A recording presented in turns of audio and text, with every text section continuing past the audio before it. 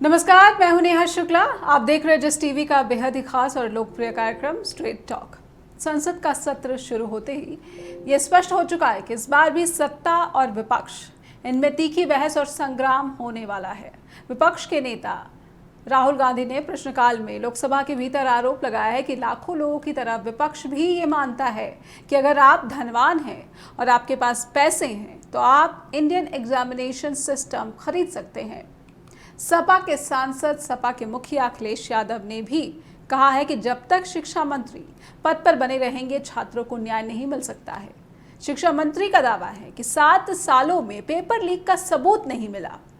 NEET विवाद के जो सवाल हैं उन सवालों का जवाब क्या अब की संसद के सत्र से मिलने वाला है? विपक्ष के आरोपों और सत्ता की जवाबदेही में किसका दाव सच के करीब और झूठ से दूर दिखता है? इसी पर हमारी आज की स्ट्रेट टॉक। स्वागत है आप सभी सज्जनों का, बहुत बहुत हार्दिक अभिनंदन। तो नीट को लेकर जो विवाद चल रहा है, जो सवाल चल रहे हैं, क्या संसद से अब उत्तर मिलते हुए नजर आ रहे हैं? राहुल गांधी ने घेरा है, अखिलेश यादव ने घेरा है, शिक्षा मंत्री ने इस पर कहा है कि चिल्लाने से झूठ सच नहीं हो जाता। 7 साल में कोई सबूत नहीं मिला पेपर लीक का, और जो मामला मौजूदा नीट यूजी 2024 की परीक्षा का है वो अभी सुप्रीम कोर्ट में है और सुप्रीम कोर्ट के फैसले का इंतज़ार कीजिए। ये सरकार का पक्ष है। इस्तीफे की बात पर शिक्षा मंत्री कहते हैं कि ये कलेक्टिव रिस्पॉन्सिबिलिटी है सरकार की। पीएम मोदी कहेंगे अगर मेरा नेता कहेगा वैसा ही मैं करूँगा। कुछ सवाल हैं इस तमाम सवालों, वाद विवाद, आरोप प्रत्यारोप के बीच। इन सवालों को पहले स्ट्रेट टॉक में रखना चाहेंगे अपने दर्शकों के सामने। पेपर लीक पर शिक्षा मंत्री धर्मेंद्र प्रधान का सदन में जो बयान आया है वो क्या दर्शाता है, इसको कैसे देखा जाना चाहिए? नीट विवाद पर केंद्र की जो कार्रवाई है वो कितनी गंभीर दिखती है? क्या भारत की परीक्षा व्यवस्था करप्शन का अड्डा बन चुकी है? जैसे राहुल गांधी ने कहा है कि मिलियंस ऑफ पीपल और इंक्लूडिंग ऑपोजिशन ये समझता है कि इंडियन एग्जामिनेशन सिस्टम को अगर आप धनवान हैं, रिच हैं, पैसे हैं तो खरीदा जा सकता है। क्या शिक्षा मंत्री के इस्तीफे की विपक्ष की मांग अनुचित है? संसद में नीट विवाद पर चर्चा होनी चाहिए। इस पर क्या राय आप दर्शकों की हमें ज़रूर लिखकर भेजिए। और आइए अब अपने पैनलिस्ट का स्वागत कर लेते हैं। हमारे साथ जुड़ चुके हैं एजुकेशनिस्ट हैं कुलभूषण शर्मा हैं, हमारे साथ डॉक्टर दिलीप मोदी हैं जो कि झुंझुनू राजस्थान से जुड़ रहे हैं, एज ए एजुकेशनिस्ट जुड़ रहे हैं। आपका भी बहुत बहुत स्वागत करती हूँ। प्रोफेसर अजय उपाध्याय कांग्रेस के प्रवक्ता हैं और डॉक्टर अमरजीत सिंह है स्पोक्स पर्सन बीजेपी। आप सभी का बहुत बहुत स्वागत करती हूँ मैं। संसद सत्र शुरू हो चुका है। प्रोफेसर अजय, शुरुआत में कांग्रेस के प्रवक्ता से करना चाहूंगी क्योंकि राहुल गांधी ने जिस तरीके से अपने तेवर तल्ख दिखाते हुए शिक्षा मंत्री से सवाल किया है कि आपने सबको तो दोषी ठहरा दिया, खुद को दोषी नहीं ठहराया, तो क्या विपक्ष चाहता है कि शिक्षा मंत्री पहले इस्तीफा दे दे, बाद में जो सवाल है उनके जवाब हम जो है केंद्र की जांच में और जो भी सामने आता है वो जनता के सामने प्रस्तुत हो जाएगा? प्रोफेसर अजय। नेहा जी, प्रश्न सिर्फ शिक्षा मंत्री के इस्तीफे का नहीं है जी। प्रश्न इस देश के 24 लाख उन छात्रों का है, भविष्य का है, जिनके साथ ये सरकार लगातार खिलवाड़ करने का प्रयास कर रही है जी। जिस तरह से घपले और घोटाले पेपर लीक नीट मामले में हुआ और जिस तरह सरकार लगातार उसका बचाव करती रही, जब प्रतिपक्ष और देश के आम जनमानस ने इस पर विरोध दर्ज किया तो जाकर के सरकार किसी न किसी रूप में धीरे धीरे स्वीकारने को, दबाव में ये स्वीकारा कि हाँ ये पेपर लीक हुआ। फिर अब जब सुप्रीम कोर्ट में बात आती है, सुप्रीम कोर्ट में सरकार बार बार ये दलील देने का प्रयास कर रही है कि सब ठीक चल रहा है, सब चंगा सी, लेकिन सच्चाई ये है कि कुछ भी ठीक नहीं चल रहा है। मामले की लीपापोती हो रही है। कहीं ना कहीं इसमें एक बड़ी साजिश और बड़े लोगों का इसमें स्टेक लगा हुआ है। लाखों करोड़ रुपए के घोटाले की बात है। ट्रस्ट डिफिसिट जो है इस पूरे परीक्षा प्रणाली पर प्रश्न उठा है। कहीं ना कहीं देश के नौजवानों का और आम लोगों का, जो मध्यम वर्ग परिवार के लोग हैं, जो अपने बाल बच्चों को पढ़ा करके उनको सही दिशा में उनको कोई ना कोई अच्छा रोजगार दिलाना चाहते हैं, उनको लगता है कि अब सब बेईमानी हो गई है उनके साथ। इसलिए उस ट्रस्ट को भी मेंटेन करना है। सरकार को ईमानदारी से इस पर प्रयास करना चाहिए। पर दुर्भाग्य से शिक्षा मंत्री जिस तरह आज सरेआम घनघोर झूठ बोला है पार्लियामेंट में कि 7 वर्षों में कोई पेपर लीक नहीं हुआ, ये दर्शाता है कि सरकार झूठी हो गई है। और ये भी उन्होंने कहा कि मोदी जी के इशारों पर हम सब कर रहे हैं, इसका मतलब मोदी जी इसके लिए दोषी होंगे, अब सिर्फ शिक्षा मंत्री दोषी नहीं है, यह स्पष्ट हो गया है। तो क्या जो विपक्ष है वो 40 शिक्षा पेपर मंत्री लीक का उत्तर प्रदेश इस्तीफा के साथ साथ अब प्रधानमंत्री नरेंद्र मोदी के इस्तीफे की भी मांग कर रहा है? देखिए, इस्तीफे का मैं फिर कह रहा हूं कि इस पर संज्ञान लेना चाहिए, ईमानदारी से इस पर कार्रवाई होनी चाहिए थी। जिस तरह से लीपापोती में चेयरमैन को अभी भी रखा गया है नीट के, और सिर्फ उसके डीजी को दिखावे में हटाया गया, ये दर्शाता है ये वही चेयरमैन है जोशी जी जो पहले व्यापम घोटाला जब मध्य प्रदेश में हुआ था, जिसमें कितने लोग मारे गए, आज तक उसमें एक व्यक्ति पर भी कार्रवाई नहीं हुई, उसमें ये मेंबर थे, इन्हीं के समय हुआ। ये छत्तीसगढ़ में जब चेयरमैन थे पीसीएस के, वहां पे अभी भी सीबीआई जांच कर रही है, वहां भी घोटाले हुए। ये यूपीएससी में भी चेयरमैन रहे, देखिए एक से घोटाले खुल रहे हैं, और ये एनटीए के अब चेयरमैन है, पर इन पर क्यों नहीं कार्रवाई? इसका मतलब इन्होंने कुछ बड़े लोगों को, भाजपा के और ऊपर के लोगों के आदेश पर कुछ लोगों को गलत ढंग से ऑबलाइज किया इस पूरे सिस्टम में। ये सिस्टम के कोई दीमक है तो इस तरह के लोग हैं, और इसको कहीं ना कहीं संरक्षण मिल रहा है ऊपर के लोगों से, तो राजनीतिक संरक्षण मिल रहा है जो यहाँ पर दोषी प्रतीत हो रहा है। हालांकि ये आरोप विपक्ष के हैं। मैं समझना चाहूंगी, हमारे साथ डॉक्टर दिलीप मोदी भी जुड़े हुए हैं, झुंझुनू राजस्थान से एजुकेशनिस्ट हैं। डॉक्टर दिलीप, सदन की कार्यवाही आपने देखी होगी मेरे ख्याल से, अगर नहीं भी देखी है तो क्या सदन से ये आप उम्मीद रखते हैं कि ये जो सवाल उठ रहे हैं, प्रश्नकाल में जो राहुल गांधी ने सवाल उठाए और उत्तर दिया माननीय शिक्षा मंत्री ने, आप इस पर क्या कहना चाहेंगे? क्या छात्रों के सवालों का उत्तर मिल गया है? जितने भी अभ्यर्थी जिन्होंने बहुत ही भरोसे के साथ इस परीक्षा में आवेदन अभ्यर्थी बने, क्या उनके सवालों का, क्योंकि इंडियन एग्जामिनेशन सिस्टम पर सवाल खड़े हो रहे हैं, और राहुल गांधी ने कहा है कि anyone who is rich, who has money, they can buy the system. Dilip ji देखिए, यहाँ पर स्टूडेंट्स को अभी तक किसी चीज का जवाब नहीं मिला है, और ये लड़ाई सड़क से लेके संसद तक लगातार लड़ी जा रही है। बार बार सवाल उठ रहे हैं। सुप्रीम कोर्ट, देश की सबसे बड़ी अदालत में ये मामला चल रहा है, लेकिन जवाब आज तक किसी को नहीं मिला है। अब इसका राजनीतिकरण हो रहा है, इस पर मैं कोई बहुत ज्यादा खुशी नहीं जाहिर कर सकता। संसद में उठाना इसका अधिकार है विपक्ष को भी और विपक्ष के नेता को भी, लेकिन सिर्फ राजनीतिकरण के लिए, राजनीति में कोई अपने वोट बैंक को खुश करने के लिए या वोटर्स को खुश करने के लिए अगर कुछ किया जाता है तो ये उचित नहीं है। देखिए, शिक्षा का पूरी तरह से व्यवसायीकरण हो चुका है, इसमें कोई संदेह नहीं है। तो आज दिलीप जी, ये पिछले 10 सालों में हुआ है। शिक्षा मंत्री ने कहा कि 7 सालों में तो पेपर लीक का कोई सबूत नहीं मिला। जी नहीं, ऐसा कुछ नहीं है। देखिए, पेपर्स हर स्टेट की एग्जाम हो, चाहे सेंटर की एग्जाम हो, चाहे नेशनल लेवल की एग्जाम हो, पेपर लीक होना, एग्जाम्स की पवित्रता, शुचिता नष्ट होना, ये आम बात है, पहले भी होता रहा है। तो क्या शिक्षा मंत्री सदन में झूठ बोल रहे हैं? दिलीप जी, शिक्षा मंत्री सवाल के जवाब में गलत बयानी कर रहे हैं।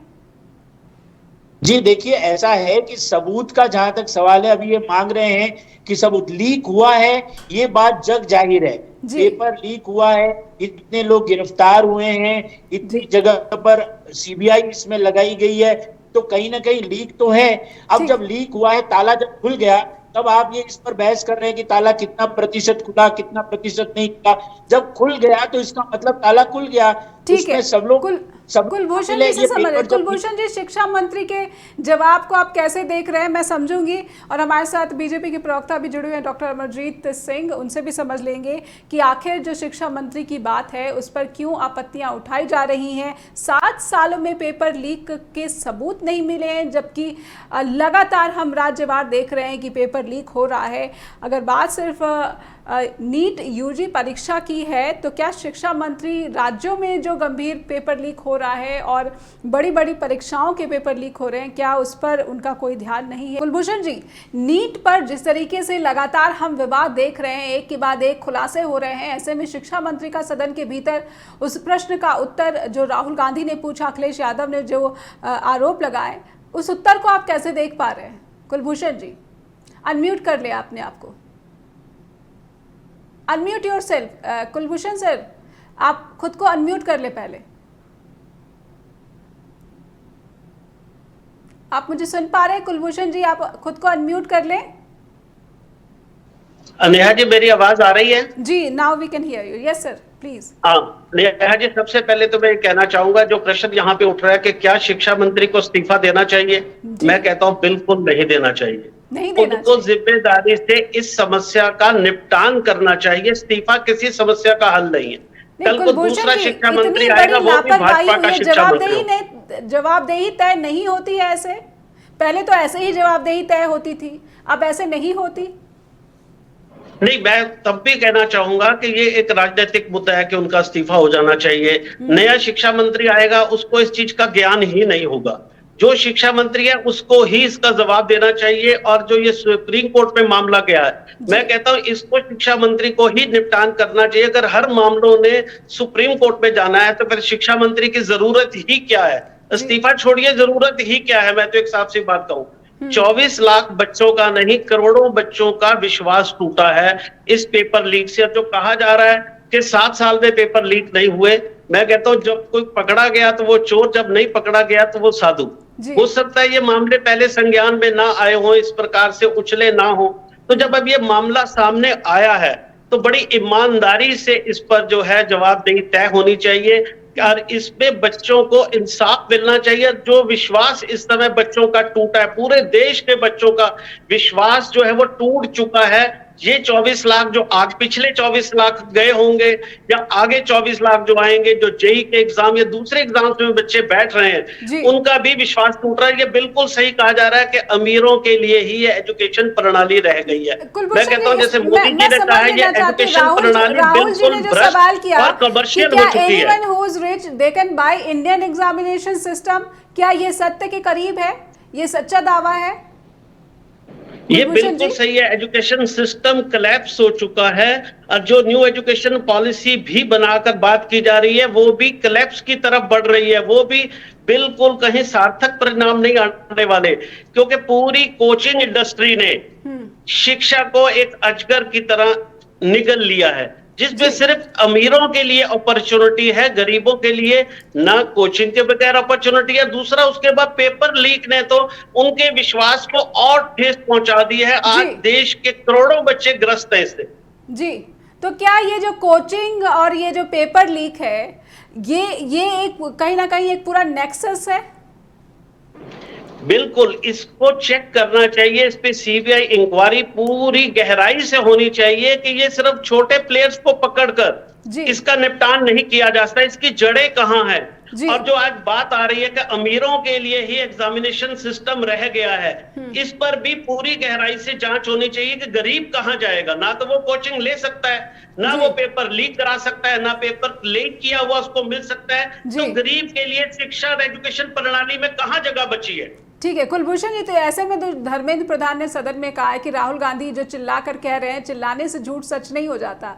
तो ये तो सच कह रहे हैं आप कि शिक्षा प्रणाली वाकई में ऐसी हो गई है आज के समय में भारत के भीतर की ये एक पता लोगों के बीच में एक आम राय बनती दिख रही है कि अगर आप धनवान हैं तो आप खरीद सकते हैं इंडियन एग्जामिनेशन सिस्टम को।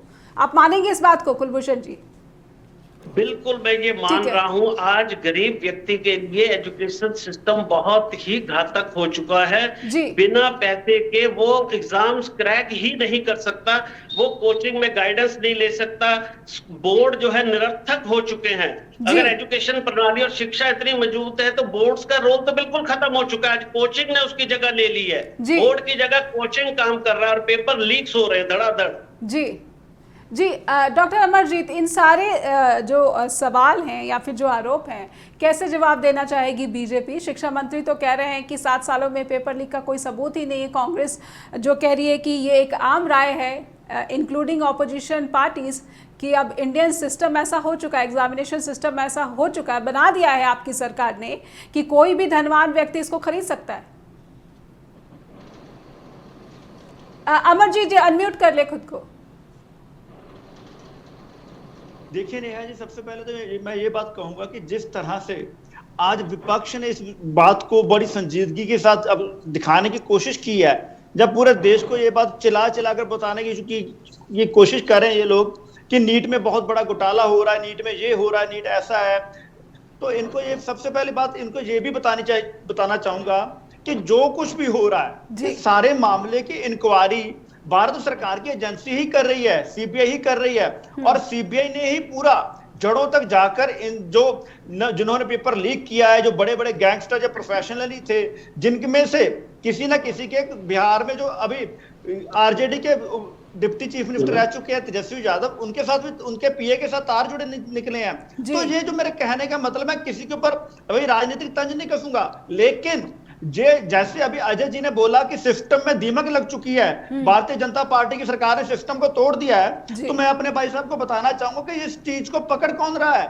जो आज सुप्रीम कोर्ट में जो पेश हो रहे हैं, जो इल्जाम पेश हो रहे हैं, जो मुजरिम पेश हो रहे हैं, जो सबूत पेश हो रहे हैं, वो कौन कर रहा है? वो सीबीआई ही तो कर रहा है। तो इसलिए बड़ा स्पष्ट कहा गया है आज, जैसे मोदी जी ने भी कहा है, हमारे प्रधानमंत्री, माननीय प्रधानमंत्री जी ने, कि किसी के भी भविष्य के साथ, किसी युवा के साथ, किसी स्टूडेंट के भविष्य के साथ खिलवाड़ कभी भी मंजूर नहीं किया जाएगा और उन्हें सख्त से सख्त सजा दी जाएगी। तो इसलिए ये बात स्पष्ट है। हाँ, ये जो अभी सामने आ रहा है कि आज जिस तरह से अभी सारा का सारा जो केस है तो सुप्रीम कोर्ट में चल रहा है, तो इसलिए अभी कोई भी टिप्पणी देना मेरे हिसाब से अभी गलत होगा। हाँ, विपक्ष को एक मुद्दा चाहिए था, क्योंकि मॉनसून सदर स्टार्ट हुआ है, विपक्ष के पास कोई और मुद्दे नहीं थे। जिस केस की सुप्रीम कोर्ट में हेयरिंग चल रही हो पैरेलल, और उसके लिए और सीबीआई मुजरिमों को पकड़कर कोर्ट तक ले आई हो, उसके लिए आज विपक्ष को इस मुद्दे पे हाउस में मेरे ख्याल से इस तरह से नहीं करना चाहिए था। सुप्रीम कोर्ट के डिसीजन का वेट करना चाहिए था, ताकि सच सामने आ सके और पूरे देश को इस बात को लगता कि विपक्ष भी सुप्रीम कोर्ट की जो है मर्यादा को समझता है और उस नतीजों का इंतजार कर रहा है कि जो सुप्रीम कोर्ट देगी। देखिए, सुप्रीम कोर्ट ने कुछ एक फिजिक्स का सवाल था जिसके ऊपर जो सवाल उठाया गया कि इसका जवाब गलत है या सही है, तो सुप्रीम कोर्ट ने तुरंत दो जवाबों की बात चली, तो सुप्रीम कोर्ट ने तुरंत आईआईटी दिल्ली को बोल दिया कि आप हमें 3 प्रोफेसर की कमेटी दीजिए और उसका हमें कल तक जवाब दीजिए। और ऐसे ही और बड़े बहुत सारे मुद्दे थे जिनके ऊपर सुप्रीम कोर्ट ने सीबीआई को या और बहुत सारे डिपार्टमेंट्स को तुरंत बोला जवाब देने के लिए। और इतनी जल्दी, और देखिए, सरकार की कोई भी एजेंसी कोर्ट से टाइम नहीं मांग रही है कि हमें टाइम अधिक चाहिए, वो समय से पहले कोर्ट में सभी सबूत पेश कर रहे हैं और बड़ी संजीदगी से, चाहे वो पटना मेडिकल के साथ तारे जुड़ी हो, चाहे रांची मेडिकल के साथ कॉलेज के साथ तारे जुड़ी हो, चाहे दिल्ली में कहीं पर आकर तारे जुड़ी हो, जहां जहां पर भी कोई लीड मिल रहा है, सीबीआई बहुत संजीदगी के साथ इस मामले की जांच कर रही है। और सरकार, मोदी सरकार एक तरह ठान चुकी है कि जो हुआ सो हुआ, लेकिन अब इन मामलों में कड़े कानून बनेंगे। और ठीक है, क्योंकि इस बात को हम नहीं कर सकते। ठीक है, अभी मेरे भाई ने बोला, मैम ये 13 लाख भविष्य के बच्चों की बात नहीं है जो क्वालिफाई किए हैं, आने वाले सभी बच्चों के मनोबल के लिए बात है। और इसलिए मोदी सरकार एक सख्त कानून ला रही है, और इस एग्जाम में जिन्होंने जो कुछ किया है उनका सामने आ रहा है, वो तो मोदी सरकार ही ला रही है। इससे पहले के सत्र में भी पेपर लीक के खिलाफ सख्त कानून आ गया है, लेकिन उसका क्या असर देखा हमने उस कानून का तो कोई असर ही नहीं देखा। ऐसे कानून पास हो चुके हैं, पेपर लीक के खिलाफ कानून लाए जा चुके हैं सरकार की तरफ से, उसका कोई असर नहीं देखा। एनटीए में धांधली की बात हो रही है, और वो भी उच्च स्तर पर धांधली की बात हो रही है, उस पर सरकार क्या कर रही है? बस समझूंगी आपसे कि आखिर सदन में जो सवाल उठाए हैं विपक्ष ने और उसका जो जवाब दिया है शिक्षा मंत्री ने, ये सवाल और जवाब हजारों लाखों की संख्या में जो भारत के छात्र हैं उनका भरोसा क्या कायम कर पाएंगे इंडियन एग्जामिनेशन सिस्टम पर? और ये सिस्टम कहा जा रहा है कि कोई भी खरीद सकता है। अमरजीत जी, एनटीए की जो बात निकल कर आई है, जो खुलासे हुए हैं, उस पर सरकार तो कुछ भी नहीं बता रही है, ना ही आम लोगों को बता रही है, तो विपक्ष को सदन के भीतर कैसे बताएगी? अमरजीत जी, देखिए मैम, जो एनटीए के बीच में चल रहा है, जिस तरह की अफवाहें सुनकर, अफवाहें हैं, उसकी जांच किस तरह से चल रही है?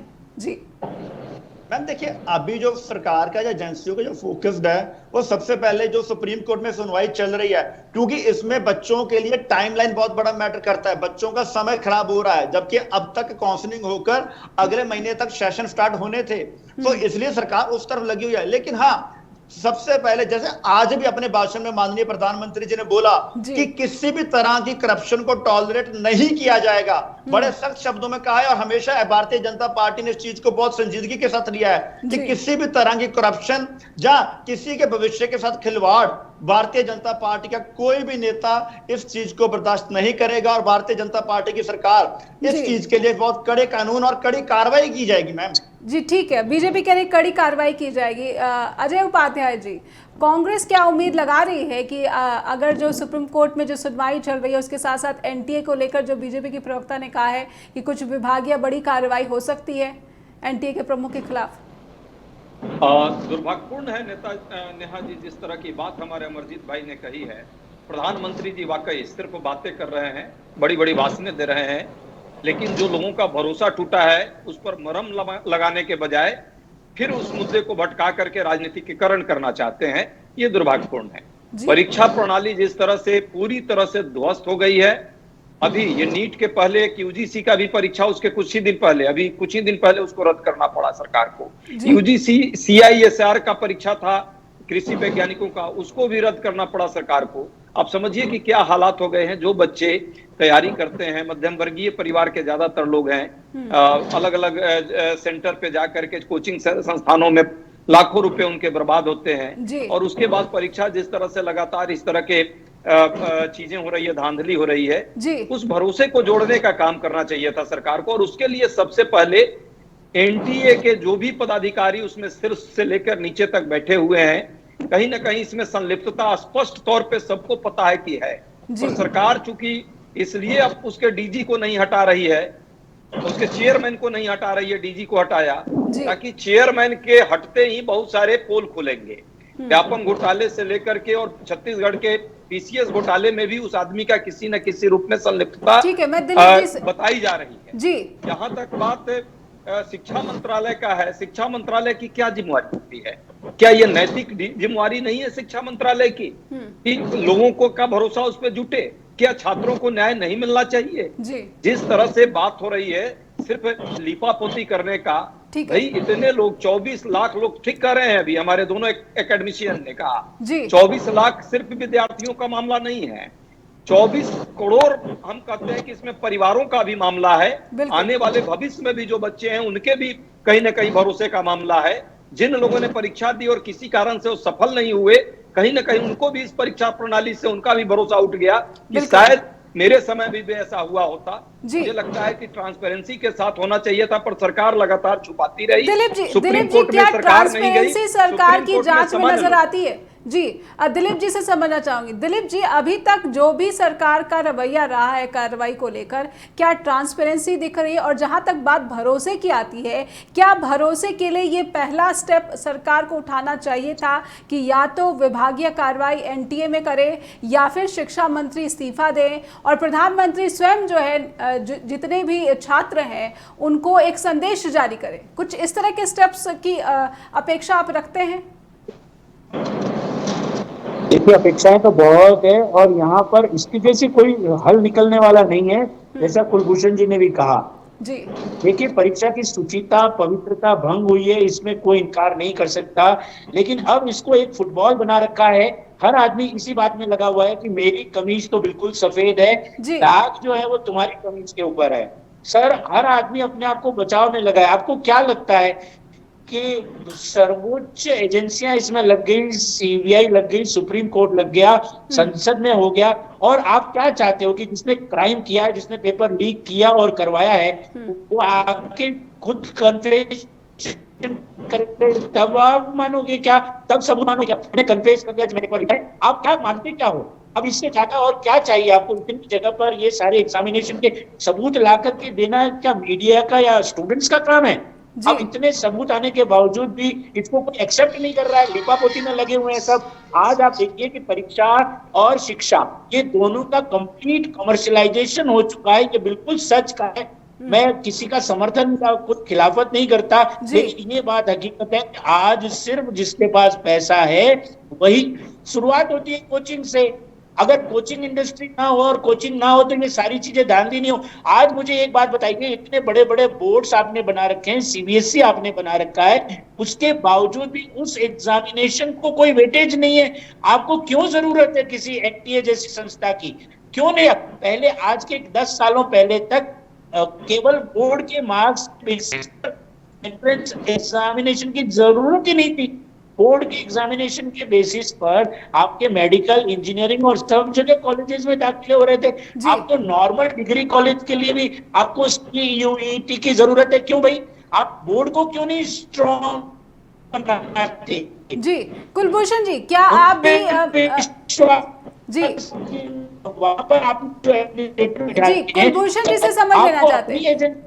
कुलभूषण जी, इस मामले में जितने खुलासे हुए हैं और सुप्रीम कोर्ट में सरकार ने जितनी गलतियां मानी है, एनटीए ने जितनी गलतियां मानी है, क्या वो गलतियां इशारा करती हैं कि जांच की दिशा और दशा जो है वो उस तरफ नहीं है जिस तरफ होनी चाहिए थी, जहां वाकई में समस्या की जो मूल जड़ है वो छिपी हुई है? बिल्कुल, जहां समस्या की मूल जड़ छुपी हुई है, जैसे आपने कहा कि एनटीए का, जो मैं समर्थन करूंगा आपकी बात का, कि एनटीए के लोगों पे कार्रवाई होनी चाहिए जो इसके लिए सबसे पहले उत्तरदायी थे।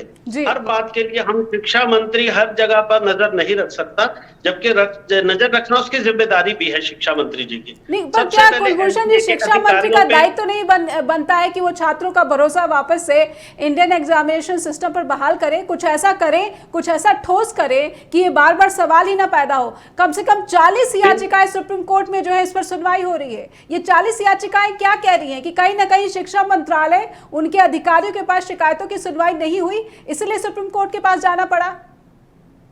बिल्कुल आपकी बात सही है, भरोसे को वापस लाना होगा। आज सिर्फ नीट के बच्चों का नहीं, कोई यूपीएससी का, हरियाणा सिविल सर्विसेज या स्टेट सिविल सर्विसेज या दूसरे कोई भी एग्जाम दे रहे हैं, हर बच्चों का भरोसा टूटा हुआ है। और एक बार मैंने पीछे एक पेपर लीक हुआ था तो बच्चे ये कह रहे थे, हम शायद हमें लगता है कि हमने अच्छी तैयारी नहीं की इसलिए पास नहीं हुए। अब बच्चों को लग रहा है तैयारी तो हम ठीक कर रहे हैं, लेकिन हमारे माँ बाप पेपर खरीद नहीं पाए, हमारे माँ बाप के पास धन नहीं था। इस तरह की बातें बच्चों के मन में चली गई। और सिर्फ ये 24 करोड़ लोग नहीं अजय जी, पूरा देश इससे ग्रस्त है। हमारे आने वाले बच्चे, अभिभावक जो उनकी आंखों में आंसू है कि क्या हम अपने बच्चों के लिए पेपर खरीद पाएंगे, क्या हम अपने बच्चों के लिए इतना धन मुहैया कर पाएंगे कि उनका भविष्य सुनिश्चित हो सके। तो आज एक बहुत बड़ी समस्या खड़ी होगी, इस विश्वास को वापस लाना होगा। तो अजय उपाध्याय जी ने जो यहाँ पर बात एनटीए के चेयरपर्सन के लिए कही है कि आप इसको जोड़ेंगे, कुलभूषण जी, एनटीए के चेयरपर्सन के लिए जो बात कांग्रेस ने मांग यहाँ पर रखी है कि उनको भी हटाया जाना चाहिए, जैसे यूपीएससी के चेयरपर्सन ने इस्तीफा दे दिया, क्या आप भी इस तरह की मांग रखेंगे? चलिए, शिक्षा मंत्री के इस्तीफे से आपने जो है इस मांग को ही खारिज कर दिया है, लेकिन एनटीए के खिलाफ तो कोई सख्त कार्रवाई उठानी चाहिए, करनी चाहिए सरकार को। एनटीए के जो चीफ है उनको तुरंत जो है बर्खास्त करना चाहिए या उनसे इस्तीफा लेना चाहिए, क्योंकि सबसे पहली जिम्मेदारी उनकी बनती है। अगर वो पद पर बैठे रहेंगे तो कहीं ना कहीं लीपापोती करेंगे, बचने और बचाने की कोशिश करेंगे। बिल्कुल, हमारे साथ डॉक्टर अमरजीत सिंह भी जुड़े हुए हैं। बीजेपी का इस पर क्या कहना है?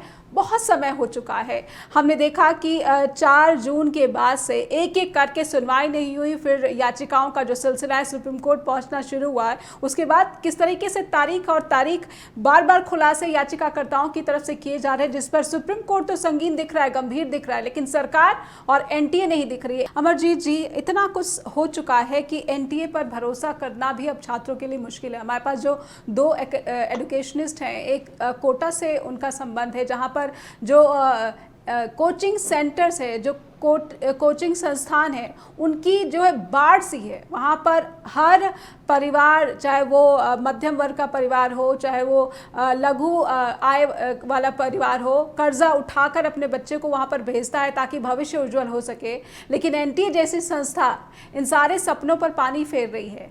क्या बीजेपी या फिर सरकार इस सवाल को संसद में गंभीरता दिखाते हुए इन सवालों के उत्तर नहीं जनता के सामने या उन छात्रों तक नहीं पहुंचा सकती है जिसकी अपेक्षा एक चुनी हुई सरकार से की जानी चाहिए? हाँ, देखिए नेहा जी, सबसे पहले बात तो मैं ये कहूँ कि जैसे अभी हमारे जो एजुकेशन स्पेशलिस्ट उन्होंने बात की, प्राइवेट कोचिंग सेंटर्स खुल रहे हैं, ये सब, तो इसमें सरकार किसी तरह का भी सरकार इनको पर नहीं बढ़ावा दे रही है। वो हर कोई बच्चा जिसकी क्षमता है, जैसे तैसे भी कोई मध्यम वर्ग से जो परिवार आते हैं, वो चाहते हैं कि उनका बच्चा अच्छा स्कोर करे, तो इसके लिए वो खुद वहां पहुंचते हैं। सरकार, जबकि सरकारों ने तो यूनिवर्सिटीज में और अच्छे बोर्ड्स के लेवल पे सरकारी स्कूलों पे अच्छे कोचिंग सेंटर्स खुले हुए हैं। लेकिन दूसरी बात, जैसे अब बात कही गई कि सरकार या एंटी जो है वो संजीदगा नहीं है इस मामले को लेकर, सुप्रीम कोर्ट है, मैं बता देना चाहता हूं, जब सारा मामला सुप्रीम कोर्ट में बड़ी तेजी के साथ चल रहा हो, आए दिन सुनवाई चल रही हो, तो उस समय सरकार सरकार जो है वो बड़े फैसले नहीं ले सकती जब सुप्रीम कोर्ट के सारे फैसले का इंतजार चल रहा है। दूसरी बात, हमारे हर मंत्री, प्रधानमंत्री जी ने, राजनाथ सिंह जी ने और हमारे जो भी बड़े नेता है, सब ने इस मामले को की संजीदगी को देखते हुए स्पष्टीकरण दिए हैं और नीट पे देश का भरोसा बना रहे और आगे बना रहेगा, इसके लिए हम सरकार पूरी तरह से जो है मसले को देख रही है और बड़ी संजीदगी के साथ आने वाले समय में भी देखेगी।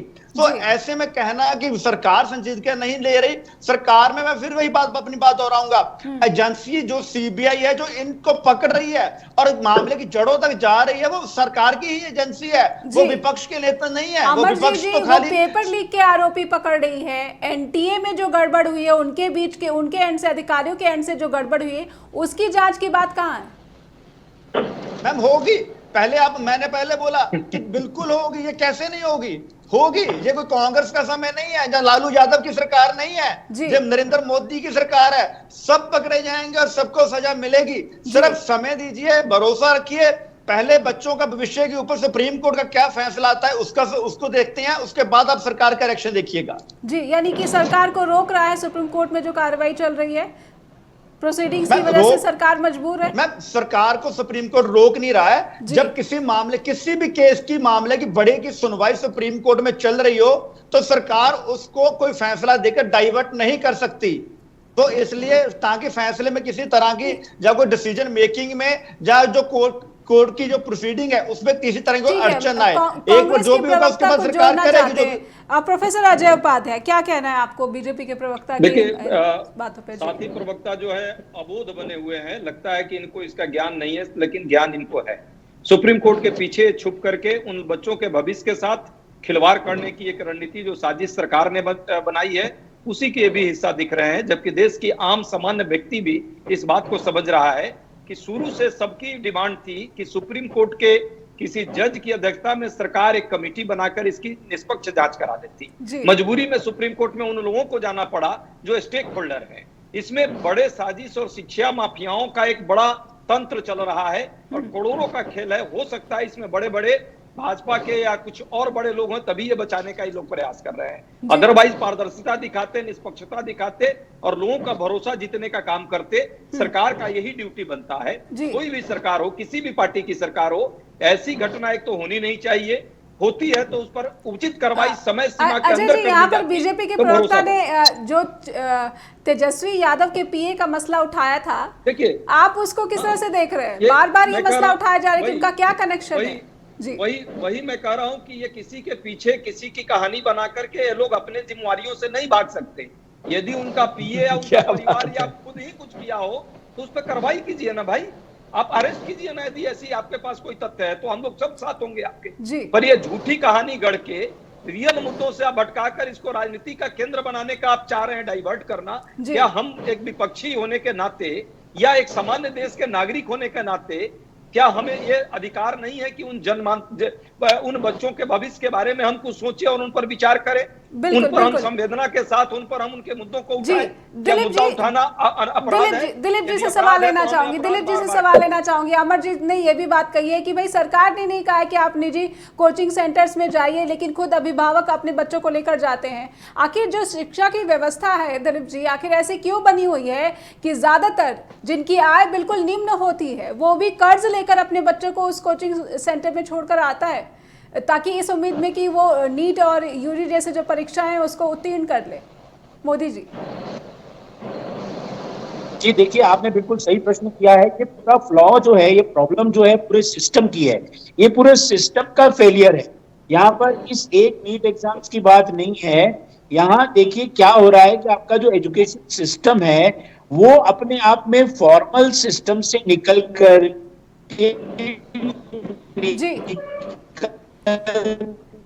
दिलीप जी की आवाज स्पष्ट नहीं आ रही है, इसलिए मैं